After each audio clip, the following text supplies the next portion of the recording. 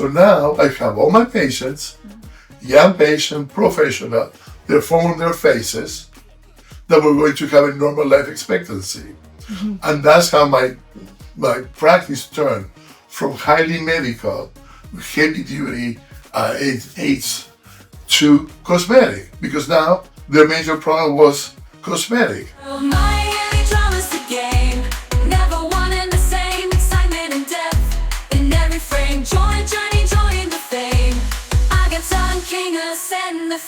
Hello everybody!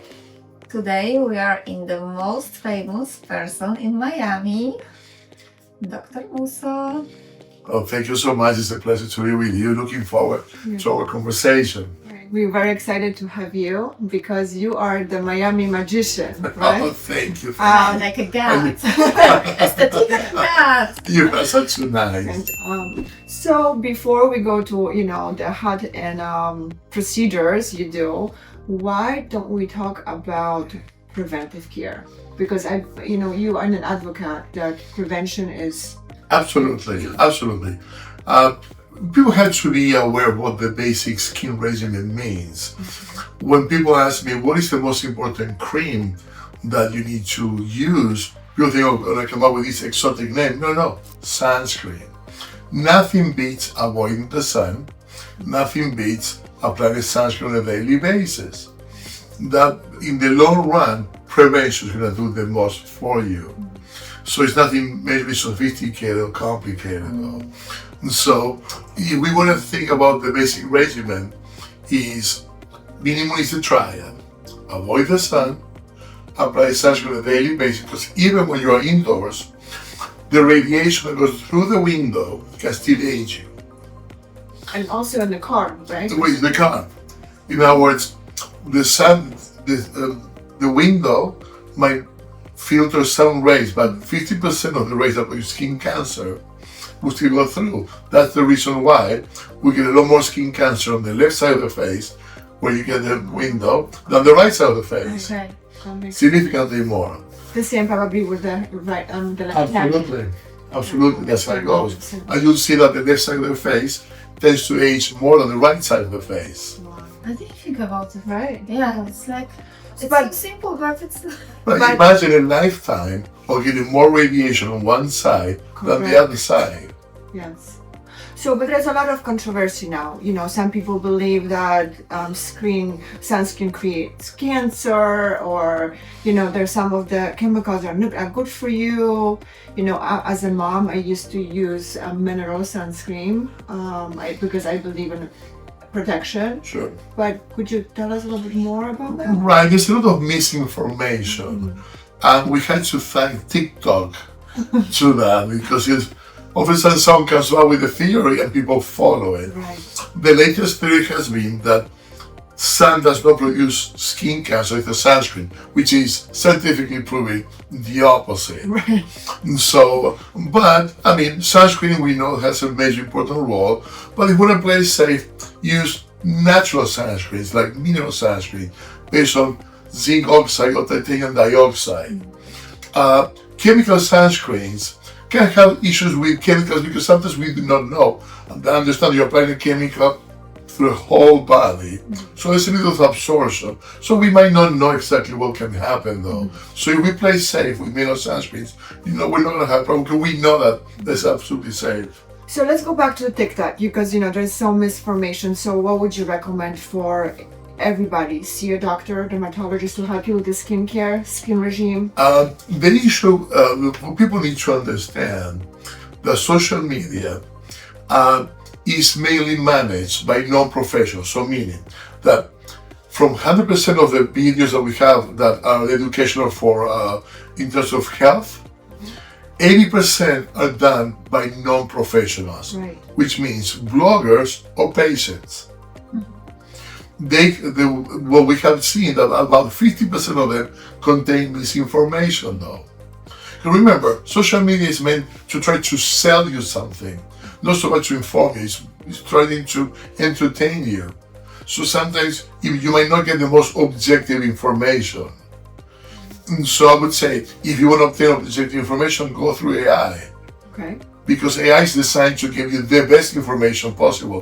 Although there's still some glitches, but it's more objective than what you can obtain through social media. Yeah. So I think if we see any information in the social media, TikTok, Instagram, then we can consult Right. AI, or the best way, it's call, for example, to you or come and 100%. I mean, I think we should take all that information as a way to enrich the conversation with your doctor. Because there's nothing better than a partnership in which both sides are working towards the same goal. So that the patient brings information that sometimes we might not be aware. Sometimes, there are latest things that you hear that we might not be aware. So we all help each other. So and we try to find what will be best for you. The issue is that we need to figure out what works for you. There are many, many, many variables that go into it. Let me tell you a few so you understand how complex a decision is. Not so much, let me see what works. No. You need to know. Lifestyle, of course, objectives, number one. You need to know lifestyle. You need to know genetics. You need to know the type of skin. Acne prone, sensitive, sebaceous, dry, time of the year, location geographically. It's not the same recommendation if you're in Arizona that you are in Miami. Very, very different though. Yeah, you need to know regimen, skin conditions.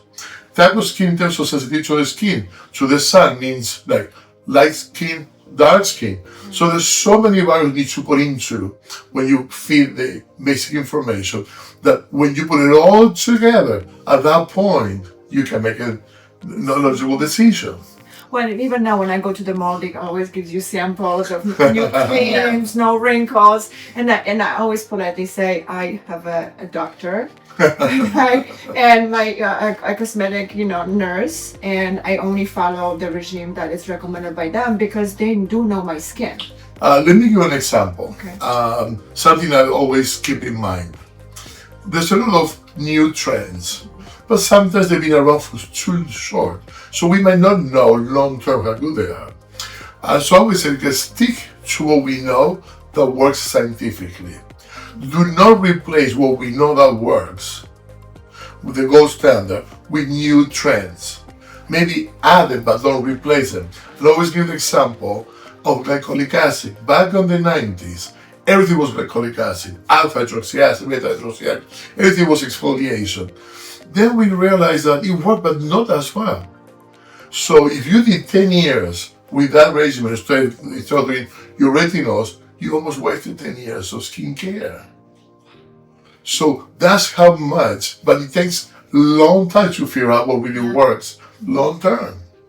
So stick to what we know that works, and then add, but don't replace with what we know. Okay, so now let's talk maybe, because we're talking about, all the trends, Botox, fillers. It's safe, or it can be like after 10 years, someone, tell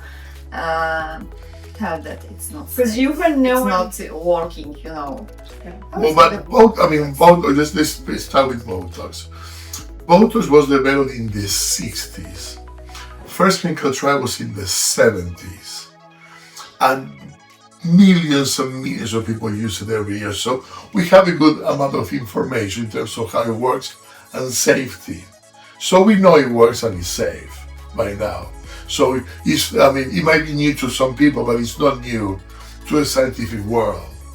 And every year you find out there are more and more indications. Back in 2018, they published 512 indications for Botox. Wow.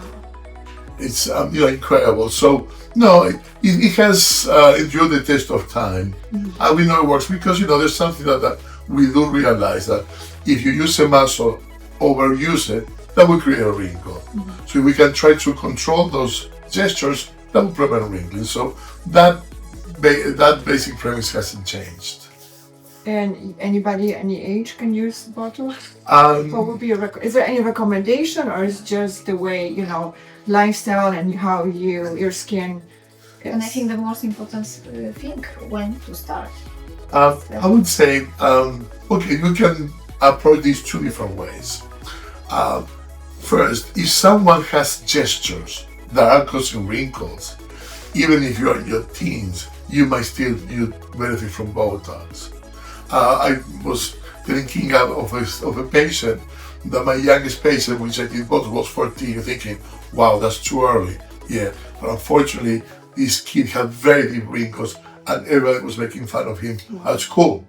So once we did Botox, the wrinkles disappeared, and the bullying disappeared.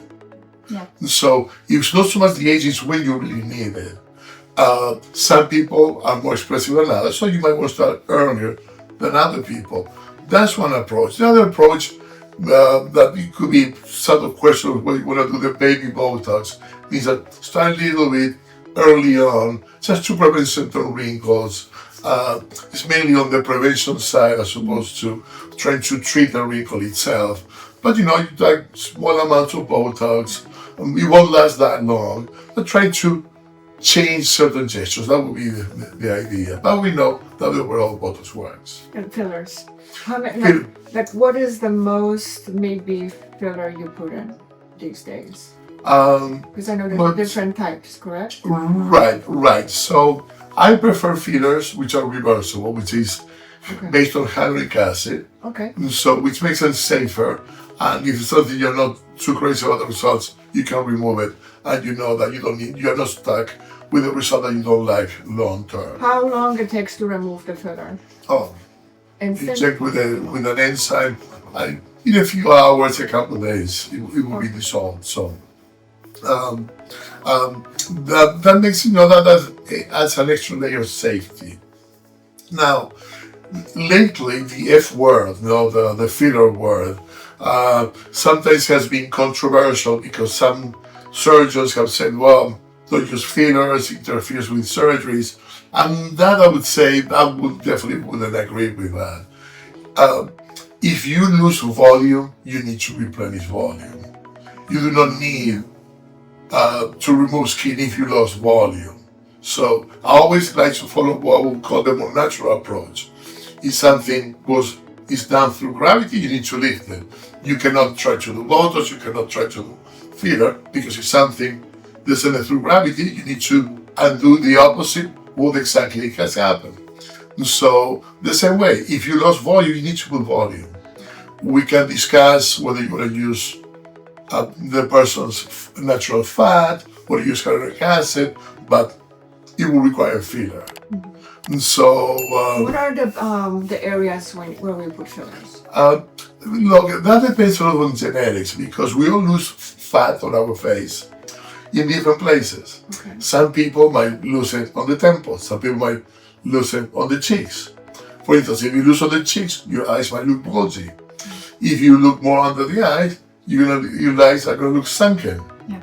So we all have different patterns of how we lose volume on our face, and according to the pattern is where you need it. So every treatment is personalized. Exactly. You need to, for instance, when people age, there are two main factors that they need to be aware. You're going to age according to your genetics.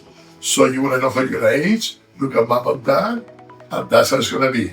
Okay. That's what you have. That's what's going to happen. That's your future. If you don't like your future, Patients should come with the pictures of the parents. yeah. So that's what it is. You're gonna follow that. So you don't need to get to that point. You can start early on, so you don't get to the point, but you know where you're going. Okay. And second is gravity. Gravity puts everything down. The gravity. Can we fix that? Yeah. Right, but there's one thing that's always I find always interesting though. Gravity redistributes structures of the face. So, for instance, if your cheeks go down, there's two things that happen. On one area, you're going to lose volume, but in another, you're going to gain volume. It's not that you gain or lose.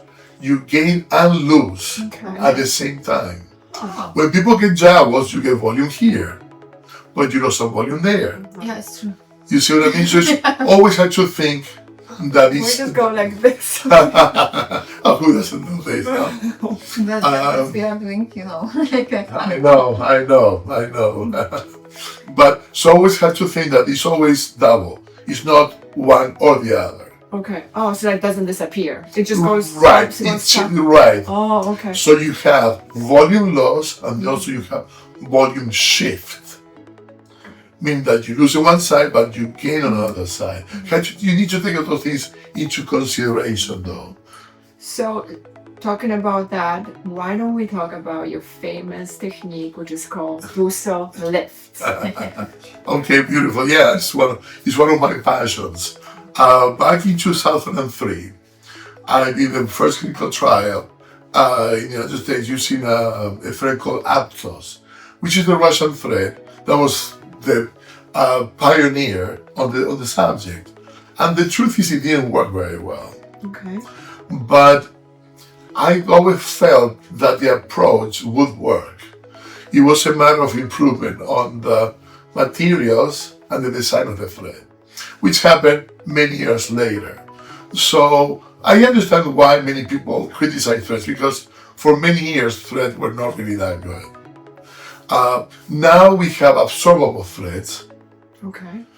with a better design that can really significantly. So now it's more of an issue of having the right technique. So that was what puzzling me, that I believed in the approach, but we were not getting the results we really thought that the approach could lead.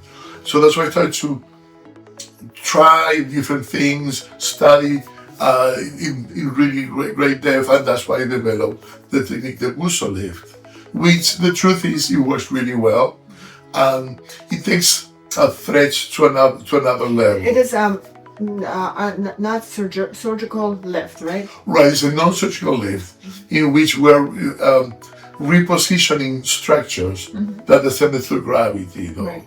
So in areas which are the mimetic areas with a lot of expression, this is very movable.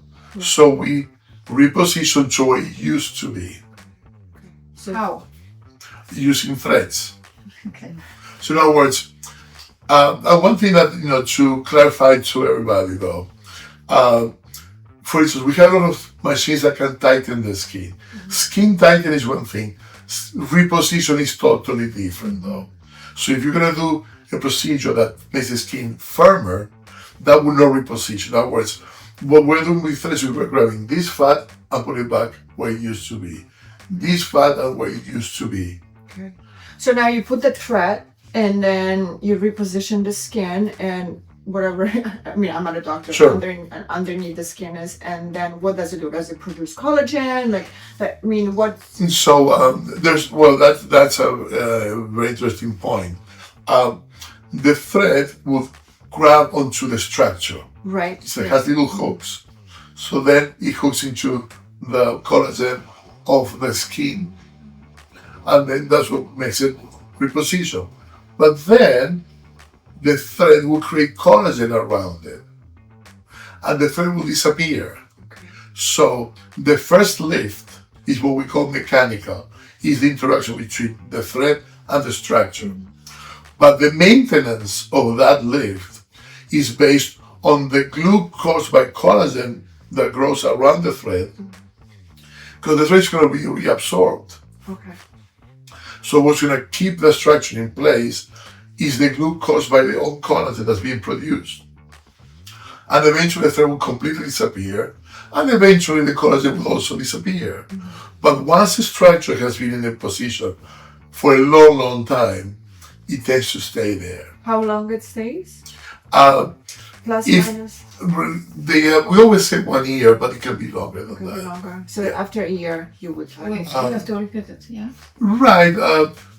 Sometimes we keep changing. Everything's dynamic. Nothing stays the same. Yeah. But we say 1 year, and sometimes we see results lasting many years though. So once you cross the 4 or 5 month threshold, it tends to stay. So the critical time is to maintain that correction over 4 or 5 months. So once you cross that threshold, you are into the next level of duration. I'm sure our subscribers now thinking, okay, how much is it? What we charge, so to have an idea, is $1,000 per area. So if you want to lift your cheeks, it's $1,000. What about like cheeks, or what about like a jawline? Right, so each area will be Around $1,000. But I also read that you can do the threads on your stomach. Yeah, we do that very successful. Wow, so you can just get the... Right, so although we are producing a mini tummy tuck, Okay. that we see through pictures, our goal is to lift the skin on the belly button. Wow. And so, right, so in other words, with pregnancy, you have this extra skin that's so hard to remove or to tighten. So now we can definitely lift that for you. Now, what's the downtime with the face, and what will be the downtime with, let's say, the stomach? Face, we put some anesthesia. So some people might sweat a little bit along the lines of anesthesia, and some people might have discomfort.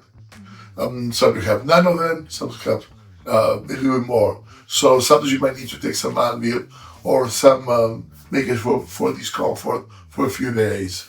Swelling usually resolves between 1 to 2 weeks. But again, most people are not the form swollen, but slightly swollen. So those are the main issues.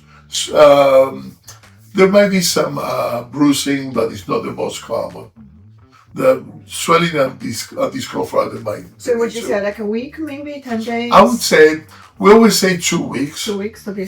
So meaning that what you see in 2 weeks is basically the final result. And then you see the patient in a week, 2 weeks? We like to see the patient 2 weeks when everything has settled, so we can have a good idea of what the results are, as opposed to there's any swelling or something that might distract us.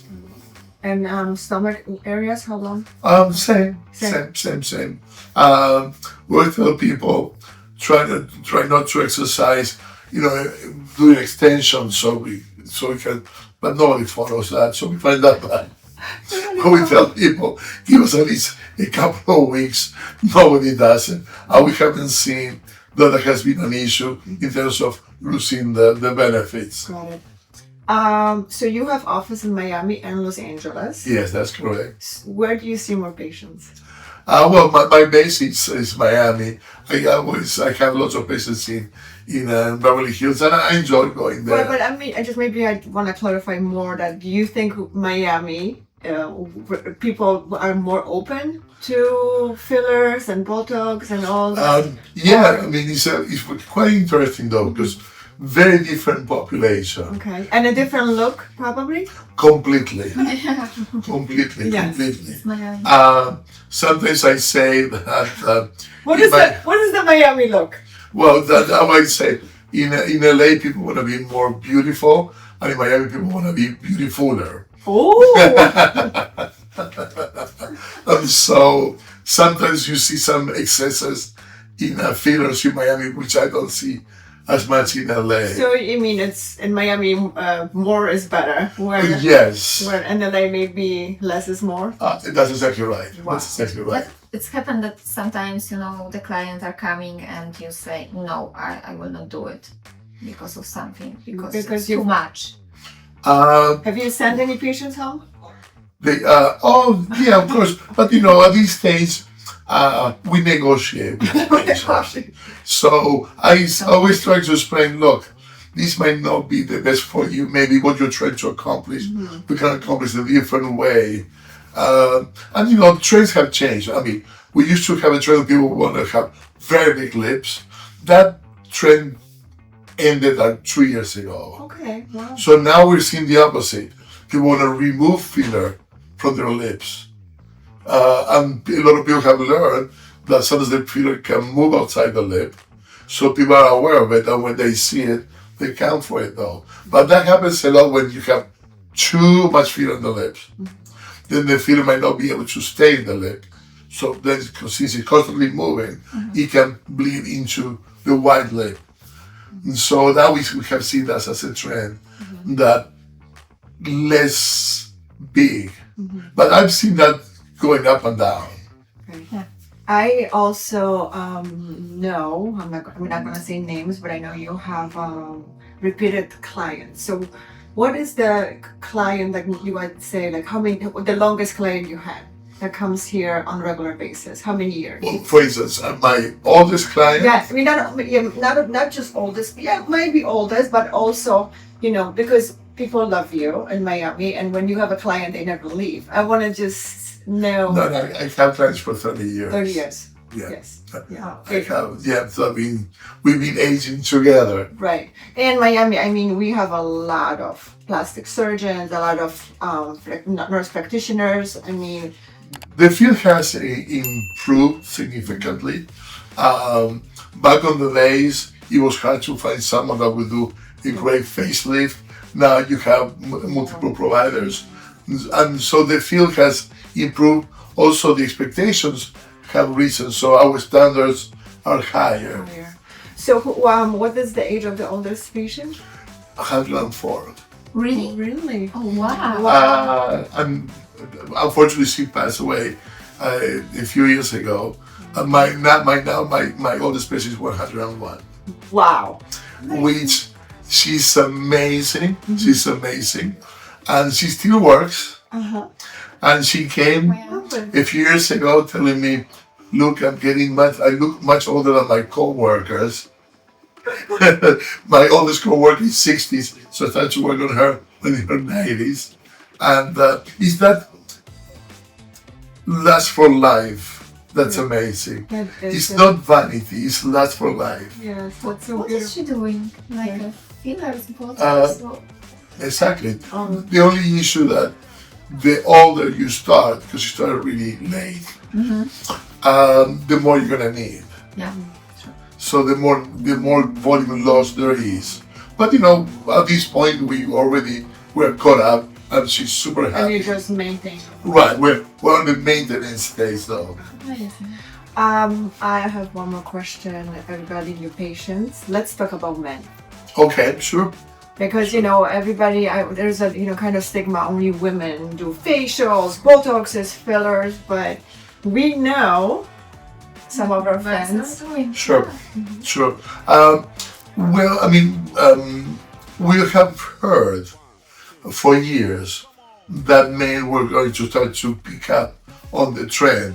Although more men are doing it, also more women. So we still have a ratio about every 10 patients, 8 are women and 2 are men. It hasn't leveled to 50-50. And that's what is expected at one What point. do you think is that? I think that sometimes men can get away with murder. So like, you have a little bit of a double chin, okay, just grow a beard. Oh, okay. That's a good So point. you see, so sometimes men can have some, and I think that men are more scared of needles. Yeah, I think so. So we always say, needles are girls' best friends. So men are scared of needles. So we're not so much like the tough people. No. Men still don't like pain at all. Are there any other treatments you do besides faces? Tightening body parts? Sure, I mean, all these days we have a plethora of treatments and machines. So I was very involved with BTL development of technology like M-Sculpt. We did all the clinical trials for them and we learned a lot. And M-Sculpt Neo was creating muscle and reducing fat. So I remember we talked a while back, you were telling me even football players try that technology. Is that correct? Yeah. We had a football player that he was benching 350 pounds, and then when he did after M-Sculpt, he went up to 500. Oh, wow. So it really builds muscle. Well, it builds muscle. That was the reason why when we start with this, we're thinking, oh wow, these results that we're getting are way too good, nobody's going to believe us. So we did multiple clinical trials to make sure that what we were seeing was a true scientific observation, and it has definitely confirmed. So means that we're not only giving more strength, but creating muscle fibers, which was not supposed to happen. Oh, wow. But that's what's happening. So all the treatments that you see in terms of the science are based on 4 treatments. But if you do more, then you obviously you get more. So you do 4 treatments once a week, But then you need to wait 3 months because you're not going to see the full effects immediately. You're not going to grow muscle fibers from one day to the next one. So it takes some time to see the full benefits. And if you want after that go further, then you can do more treatments. So also I would like to know, you see a lot of patients. Do they talk openly about having those procedures, or is it a kept secret? Whatever happens at Busso stays at Busso. But I mean, for instance, celebrities, they do accept fillers and Botox, and they talk about it. Botox, there's no problem these days. Fillers, most of them, but not all of them. What the celebrities still don't discuss are surgeries. Right. They try to avoid the conversation, though. But look, if you see a celebrity that at a certain age looks really good, you know that something was done. So I think that we will accept that these days, is that if they make the right decision or they overdid it. That's what people will criticize these days. Do you think would be better if we were more open about that, though? So there's not so much. It's going towards. I couldn't agree more. It's we accept that, though. I mean, nobody's going to question someone that's a facelift. Right. But back in the days, in the 90s, early 2000s, it's denied. Right. But I mean, you will see someone with big lips and carry down fillers. No. It's happened. It's just the lipstick and the pencil. Yeah. I'm reading the makeup. Exactly. So there was this actress which I saw that she had an allergic reaction. Oh, Yeah. yeah. That's a good one. It's good experience. That's it, I know. So it's more accepted than it used to be. Before you could not even discuss Botox. Now everybody accepts that, and you can see it. I routinely get questions from reporters that send me pictures from celebrities telling me they will see, what she have done, and that you can see it. So you do those reports? Oh yeah, I do a lot for National Enquirer and those. I get a lot of those every week. I do a bunch of those because they want to know, because they know something happened. Every once in a while I say no. Once in a while. There's not, but most of them. And it's very suspicious if you, over 30 or 40 and you have 0 wrinkles, right? Right. It can happen, but it's like, a miracle. You know what? Some celebrities make the right decision, though. You should start relatively early so you don't change too much. Yes. The longer you wait, the more always going to be. The more you will have to do, and the more risk you're going to have to take. When you start early on, you always look the same. Right. That's a good point. And so that's one of the keys. Start small procedures early on so it doesn't show later on. Because then one day, someone's going to take a picture, you, and 5 years later, and thinking, no. It's a big difference. Big difference. And that's what reporters do. They send me a bunch of pictures over the years. Say, oh, yes. Yeah. You can really tell that something was done. Where this passion started? Well, I always loved dermatology. Once I went through med school and had to go through derm, I loved the language. It's totally different. We don't see X-rays or EKGs. It's in front of you. The puzzle is in front of you, and you have to solve the puzzle because you have all the elements in front of you. Yeah. And that mental challenge, I love that approach. It's in me to try to figure out because it's in front of me. Then, when I started, I was highly involved in AIDS research. I did a lot of molecular biology, drug development. There's 2 drugs that I developed for HIV. One of them, Prescriptor, that's still around.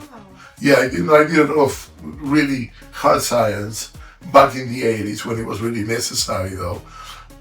So when I graduated from dermatology here at UM,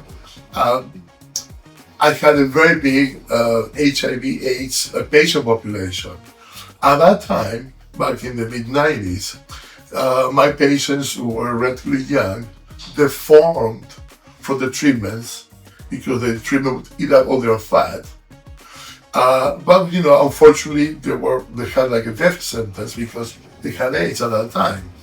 Back in '95, these new drugs come out that the protease inhibitors, and people don't die anymore.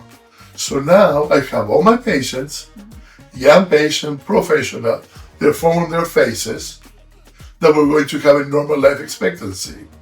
And that's how my practice turned from highly medical, heavy duty AIDS to cosmetic, because now their major problem was cosmetic. They wanted to go back to society and blend in and not to carry the disease on their faces. So then what I did is apply the same scientific approach that I was applying to developing drugs What a good story. into the science of cosmetics. And then I realized that it's not so much what you do, it's how you do it.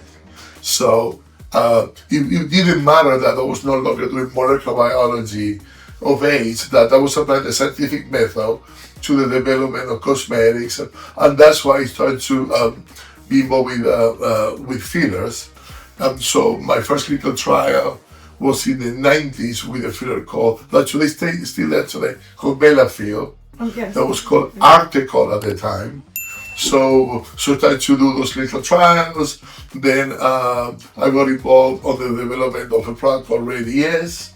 I did all the science for it. Then also got approved for treatment of AIDS. So because filler was the issue.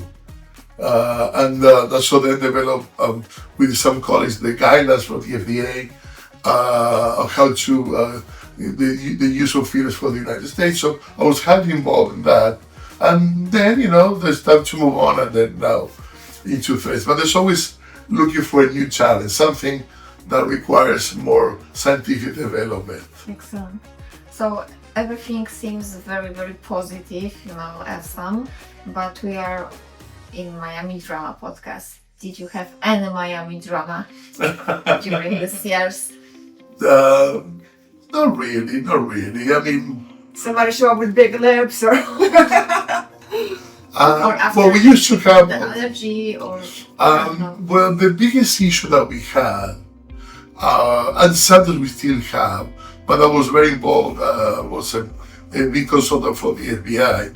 When you have all these illegal fillers being used, and that there was the so-called biopolymer, which is industrial grade silicone, and people were using menu for their faces, and it was had lots of impurities though. So there was a lot of reaction from the body against the filler, and people get red, swollen, deformed. The same way we will do the same product for Botox. And so, which means you're having the same issue, but now you're using tons of product. There have been a lot of complications. So that was a very Miami thing though. When the FBI got involved, they could not believe how widespread it was. It took them 2 years wow. because there was so much going on of illegal injections. So that was so every once in a while it comes back a little bit, but it's never to the way it used to be. Plus now we have better products that last longer. So it's not as bad as it used to be back on those days. So, but that was a very Miami issue.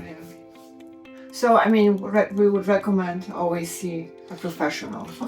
Right, and use products. That uses products that are FDA approved. FDA approved products, because the quality is going to be there. It's going to be more control, and definitely see someone that's legally authorized to has the knowledge and using the right products. Definitely.